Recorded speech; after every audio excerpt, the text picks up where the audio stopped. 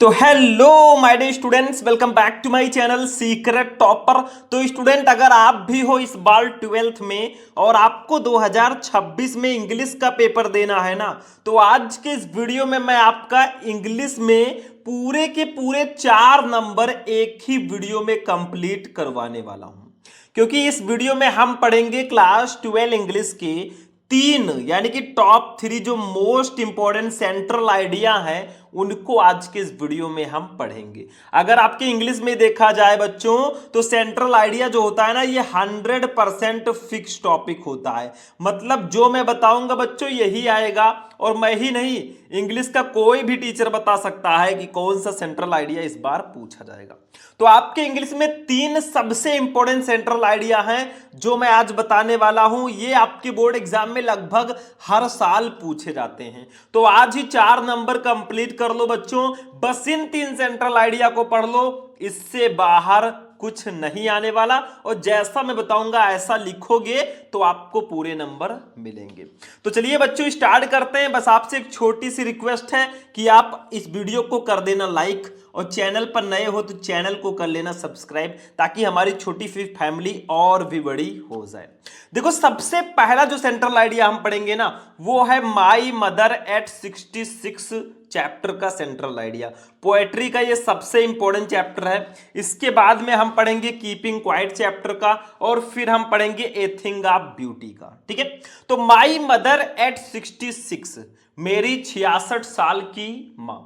कमला दास जी ने अपने 66 साल की मां के बारे में कुछ लिखा है, और ये बहुत ही स्पेशल चैप्टर है। देखो, सेंट्रल आइडिया का मतलब होता है कि जो हमारा चैप्टर है ना, उसका एक सेंट्रल आइडिया, एक जो मेन पॉइंट है वो आपको लिखना होता है। आखिर इसमें कहा क्या गया है, तो देखो, दो यद्यपि एगेइंग, एगेइंग का मतलब होता है उम्र का बढ़ना या बुढ़ापा, इज ये नेचुरल प्रोसेस, एक प्राकृतिक प्रक्रिया है। एट फिर भी, द फियर डर आप सेपरेशन बिछड़ने का, फ्रॉम से योर लव्ड अपने प्रिय से, एंड नियर वंस अपने प्रियजनों से, इज वेरी पेनफुल बहुत दर्दनाक होता है। हालांकि बुढ़ापा एक स्वाभाविक प्रक्रिया है, उम्र का बढ़ना एक प्राकृतिक प्रक्रिया है, फिर भी अपनों से और अपने प्रियजनों से बिछड़ने का डर बहुत दर्दनाक होता है। देखो, उम्र तो सबका बढ़ेगा भाई। आज आप 20 के हो, कल आप भी 22, 25, 30, 40 के होंगे। ठीक है, इसको कोई रोक नहीं सकता। जो आज जवान है कल वो भी बूढ़ा होगा। लेकिन अपनों से और अपने प्रियजनों से बिछड़ने का दर्द जो है बहुत दर्दनाक होता है। द पोएम, ये कविता, टॉक्स अबाउट, हमें बताती है, द फीलिंग, उस भावना को, ऑफ लोनलीनेस यानी कि अकेलेपन की, दैट जो एज्ड पीपल यानी कि वृद्ध लोग एक्सपीरियंस अनुभव करते हैं। यानी कि ये कविता वृद्ध लोगों द्वारा अनुभव किए जाने वाले अकेलेपन की भावना, एंड और द फीलिंग, उस भावना को, ऑफ गिल्ट, आपराधिक भावना को भी बताती है, व्हिच जो देयर ऑफ स्प्रिंग, उनकी संतानें एक्सपीरियंस अनुभव करती हैं, फॉर नॉट बीइंग, ना होने पर, एबल समर्थ, टू बी, उनके साथ, विथ दियर पेरेंट्स, अपने माता पिता के साथ, इन दियर ओल्ड एज यानी कि उनके वृद्ध अवस्था में। मतलब कहा जा रहा है, the poem talks about the feeling of loneliness that aged people experience, मतलब ये कविता हमें उस अकेलेपन की भावना को बताती है जो वृद्ध लोग अनुभव करते हैं, एंड और द फीलिंग ऑफ गिल्ट, और उस आपराधिक भावना को भी बताती है, which their offspring experience for not being able to be with their parents in their old age, जो उनकी संतानें अपने माता पिता के वृद्ध अवस्था में उनके साथ ना होने पर अनुभव करती हैं, उस आपराधिक भावना को भी ये कविता हमें बताती है। जैसे कुछ बच्चे होते हैं ना, अपने माता पिता के साथ उनकी वृद्धावस्था में नहीं रह पाते किसी कारणवश, तो उस भावना को भी हमें ये कविता बच्चों बताती है। द पोएम आल्सो एक्सप्लोर्स, ये कविता, द पोएम, ये कविता, आल्सो एक्सप्लोर्स मतलब पड़ताल करती है, द फीलिंग, भावना को, आप मेलनचोली, मेलनचोली का मतलब होता है क्या, उदासी की, एंड पेन, और पीड़ा की, दैट जो ये डॉटर, एक लड़की, एक बेटी एक्सपीरियंस अनुभव करती है, व्हाइल, जब लीविंग हर मदर, वो अपनी माता को छोड़कर आती है, ऑल बाय हर सेल्फ, उसको, एट ये राइप ओल्ड एज यानी कि वृद्ध अवस्था में। ठीक है, तो ये कविता उस उदासी और पीड़ा की भावना को भी एक्सप्लोर करती है, उसकी भी पड़ताल करती है, जो एक बेटी को अब बुढ़ापे में अपनी मां को अकेले छोड़कर आने में महसूस होती है। एक बेटी जो है ना, अपने माता पिता के साथ 18 साल 20 साल रहती है, फिर उसकी शादी कर दी जाती है, वो चली जाती है अपने माता पिता को छोड़कर, तो उस भावना को भी ये कविता हमें बताती है। समझ में आ गया कि नहीं आ गया? एक बार मैं फिर से रिवाइज करूं, चलो बता देता हूं, क्योंकि इंपॉर्टेंट है भाई, 4 नंबर कंप्लीट कराएगा, तो एक बार मैं फिर से इसको रिवाइज करूंगा जल्दी जल्दी। देखो, though ageing is a natural process at the fear of separation from your loved and near ones is very painful. यद्यपि बुढ़ापा एक स्वाभाविक प्रक्रिया है, फिर भी अपनों से और अपने प्रियजनों से बिछड़ने का डर बहुत दर्दनाक होता है। The poem talks about the feeling of loneliness that aged people experience and the feeling of guilt which their offspring experience for not being able to be with their parents in their old age. यानी कि ये कविता हमें उन वृद्ध लोगों की भावना को भी बताती है जो वो अकेलेपन पर अनुभव करते हैं, और उनके बच्चों द्वारा बुढ़ापे में अपने माता पिता के साथ ना रह पाने पे जो आपराधिक भावना होती है ना, उसको भी ये कविता हमें बताती है। The poem also explores the feeling of melancholy and pain that ये daughter experiences while leaving her mother all by herself at a ripe old age। और यह कविता उस उदासी और पीड़ा की भी पड़ताल करती है जो एक बेटी को बुढ़ापे में अपनी मां को अकेले छोड़कर आने में महसूस होती है, उस भावना को भी यह कविता हमें बताती है। चलो बेटा, हो गया फर्स्ट वाला। दूसरा वाला देख लो। दूसरा वाला हमारा है कीपिंग क्वाइट, शांत रहना। इस कविता में क्या कहा गया है इसको भी देखेंगे। चलो देखो, कीपिंग क्वाइट का सेंट्रल आइडिया हम लिखेंगे। इन कीपिंग क्वाइट, एक चीज मैं और बता देना चाहता हूं, कुछ बच्चों ने दूसरे बुक से दूसरे तरीके से याद कर रखा होगा। कोई बात नहीं बच्चों, सारे बुक में बिल्कुल सही दिया रहता है। अगर आपने किसी दूसरे बुक से पढ़ रखा है ना, कोई बात नहीं, उसको भी आप लिख सकते हैं, लेकिन अगर नहीं याद किए तो इसको याद कर लेना। देखो, इन कीपिंग क्वाइट चैप्टर में द पोएट कवि डिमांड्स यानी कि बल देता है या मांग करता है, द नेसेसिटी आवश्यकता की आप क्वाइट इंट्रोस्पेक्शन यानी कि शांत आत्म निरीक्षण की। शांत रहना यानी कि कीपिंग क्वाइट में कभी शांत आत्मनिरीक्षण की आवश्यकता की मांग करता है या उस पर बल देता है।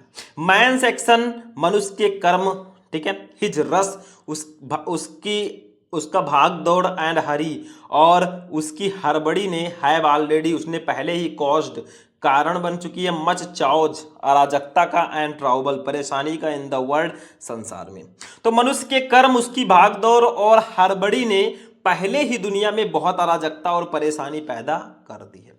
नाउ अब इट इज द टाइम, वो समय आ गया है, व्हेन, जब ही शुड टेक अ पास, उसे विराम लेना चाहिए। तो अब समय आ गया है कि उसे थोड़ा रुकना चाहिए। He should do self introspection, उसे आत्मनिरीक्षण करना चाहिए। स्टिलनेस, स्थिरता, डज नॉट मीन, उसका मतलब नहीं है टोटल इनएक्टिविटी यानी कि पूर्ण निष्क्रियता। स्थिरता का मतलब पूर्ण निष्क्रियता नहीं है। अगर आप स्थिर हैं ना, तो इसका मतलब ये नहीं है कि आप निष्क्रिय हैं, ऐसा बिल्कुल नहीं है। स्टिलनेस यानी कि स्थिरता, एंड साइलेंस और मौन, विल हेल्प, सहायता करते हैं, मैन, मनुष्य का, इन क्रिएटिंग, पैदा करने में, ये फीलिंग, एक भावना, आप म्यूचुअल अंडरस्टैंडिंग, आपसी समझ की, अमॉन्ग ह्यूमन बींग्स यानी कि मनुष्यों में। तो शांति और मौन मनुष्यों को मनुष्यों के बीच आपसी समझ की भावना पैदा करने में मदद करता है। मतलब हमें हमेशा शांत रहना चाहिए, शांति से कोई भी काम करना चाहिए, बहुत हड़बड़ी में कोई काम नहीं करना चाहिए बेटा, ये समझ लो। एक बार फिर से मैं रिवाइज करना चाहता हूं। देखो, कीपिंग क्वाइट चैप्टर का सेंट्रल आइडिया क्या है? In keeping quiet the poet demands the necessity of quite introspection, यानी कि कीपिंग क्वाइट कविता में कवि शांत आत्मनिरीक्षण की आवश्यकता पर बल देता है। मैन सेक्शन, हिज रस and Hari have already caused much चाउज and trouble in the world, यानी कि मनुष्य के कर्म, उसकी भागदौड़ और हड़बड़ी ने पहले ही दुनिया में बहुत अराजकता और परेशानी पैदा कर दी है। नाउ अब it is the time when he should take a pass, अब वो समय आ गया है कि उसे थोड़ा रुकना चाहिए। He should do self introspection, उसे आत्मनिरीक्षण करना चाहिए। Stillness does not mean total inactivity, स्थिरता का मतलब पूर्ण निष्क्रियता नहीं है। Stillness and silence will help man in creating a feeling of mutual understanding among human being, यानी कि शांति और मौन मनुष्य को मनुष्यों के बीच आपसी समझ की भावना पैदा करने में मदद करेंगे। तो शांत रहो, मौन रहो, अपना काम करते रहो, कभी चिल्लाओ मत, मुझे इस बार टॉपर बनना और करके दिखा दो मेरे बच्चों कुछ बड़ा। चलो तीसरा वाला सेंट्रल आइडिया है ए थिंग ऑफ ब्यूटी, यानी कि सुंदरता की कोई वस्तु। ठीक है, सुंदर वस्तुओं की बात की जा रही है मेरे भाई। देखो the central idea of the poem, कविता का लाइज निहित है in the very opening line यानी कि शुरुआत की पंक्तियों में of the poem a thing of beauty, a thing of beauty की। तो कविता का जो सेंट्रल आइडिया है ना, वो कविता की पहली पंक्ति ए थिंग ऑफ ब्यूटी में ही निहित है, उसी में समाहित है। एनी ब्यूटीफुल ऑब्जेक्ट, कोई भी सुंदर वस्तु इज ऑलवेज, हमेशा ट्रिजर्ड, संजो कर रखी जाती है इन आवर माइंड, हमारे दिमाग में, बिकॉज, क्योंकि इट प्रोवाइड्स, ये प्रदान करती है आज हमें इटर्नल, यानी कि शाश्वत एंड और एवरलास्टिंग जॉय, चिरस्थाई आनंद। मतलब कोई भी वस्तु, any beautiful object is always treasured in our mind, कोई भी सुंदर वस्तु हमेशा हमारे मन में संजोकर रखी जाती है, बिकॉज, क्योंकि it provides us eternal and everlasting Joy, ये हमें शाश्वत और चिरस्थाई आनंद प्रदान करती है। द हैप्पीनेस, खुशी, खुशी जिसको बोलते हैं, ठीक है, दैट, जो एनीथिंग ब्यूटीफुल प्रोवाइड, जो कोई भी सुंदर वस्तु प्रदान करती है, नेबर फेड, वो कभी शून्य नहीं होती, इनटू नथिंगनेस, मतलब वो कभी भी लुप्त नहीं होता, बट लेकिन मल्टीपल मैनीफोल्ड, कई गुना बढ़ जाती है, व्हेन एवर, जब कभी भी, it returns to our mind, जब कभी भी ये हमारे दिमाग में आती है। मतलब कोई भी सुंदर वस्तु जो है, किसी भी सुंदर वस्तु से मिलने वाला आनंद कभी भी शून्य नहीं होता, कभी भी लुप्त नहीं होता, बल्कि जब भी वो हमारे मन में लौटती है तो कई गुना बढ़ जाती है। ब्यूटी, सौंदर्य, इन व्हाट एवर फॉर्म, किसी भी रूप में, इट में बी फाउंड, पाई जाए, इज एन इटर्नल जॉय, वो एक शाश्वत आनंद है, टू ह्यूमंस, मनुष्यों के लिए, बिकॉज, क्योंकि, इट ऑफर्स, ये प्रदान करता है, ह्यूमंस, मनुष्यों को, द कॉन्स्टेंट अपॉर्चुनिटी, यानी कि निरंतर अवसर, टू रिफ्लेक्ट, रिफ्लेक्ट का मतलब होता है बच्चों अपनी तरफ आकर्षित करना, ऑन दैट ब्यूटी, उस सौंदर्य का। ठीक है, मतलब क्या कहा जा रहा है, देखो, beauty in whatever form it may be found, सौंदर्य चाहे वो किसी भी रूप में पाया जाए, is an eternal joy to humans, वो मनुष्यों के लिए शाश्वत आनंद है, बिकॉज, क्योंकि, it offers humans the constant opportunity to reflect on that beauty, क्योंकि ये मनुष्य को उस सौंदर्य पर चिंतन करने का निरंतर अवसर प्रदान करती है, which stands in such stark constant to the direction, जो हमारे दैनिक जीवन की निराशा, मोनोटॉमी, नीरसता एंड अगलेनेस और कुरूपता के, आप आवर एवरीडे लाइफ, हमारे दैनिक जीवन के बिल्कुल विपरीत है। मतलब ये हमारे दैनिक जीवन की निराशा, नीरसता और कुरूपता के बिल्कुल विपरीत है। एक बार मैं फिर से इसको रिवाइज करूंगा बेटा, ए थिंग ऑफ ब्यूटी का सेंट्रल आइडिया देख लो फिर से एक बार अच्छे से। The central idea of the poem lies in the very opening line of the poem a thing of beauty, मतलब जो कविता का सेंट्रल आइडिया है वो कविता की पहली पंक्ति ए थिंग ऑफ ब्यूटी में ही निहित है। Any beautiful object is always treasured in our mind because it provides us eternal and everlasting joy, कोई भी सुंदर वस्तु हमारे मन में संजोकर रखी जाती है क्योंकि वो हमें शाश्वत और चिरस्थायी आनंद प्रदान करती है। The happiness that anything beautiful provides never fade into nothingness but multiplies manifold whenever it returns to our mind, मतलब किसी भी सुंदर वस्तु से मिलने वाला आनंद कभी भी खत्म नहीं होता बल्कि जब भी वो हमारे मन में लौटता है वो कई गुना बढ़ जाता है।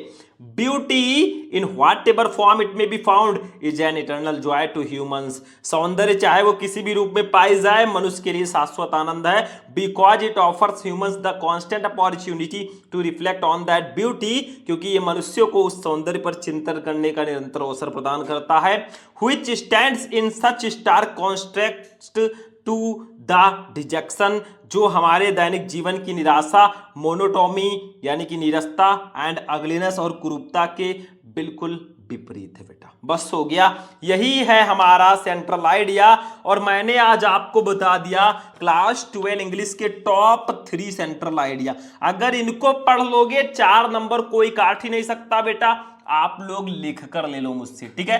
तो वीडियो कैसा लगा भाई, वीडियो पसंद आए वीडियो को लाइक कर दो, चैनल पर नए हो चैनल को सब्सक्राइब कर लो, तीनों सेंट्रल आइडिया तैयार कर लेना। चलिए फिर मिलेंगे किसी नेक्स्ट वीडियो में नेक्स्ट टॉपिक के साथ, तब तक के लिए जय हिंद।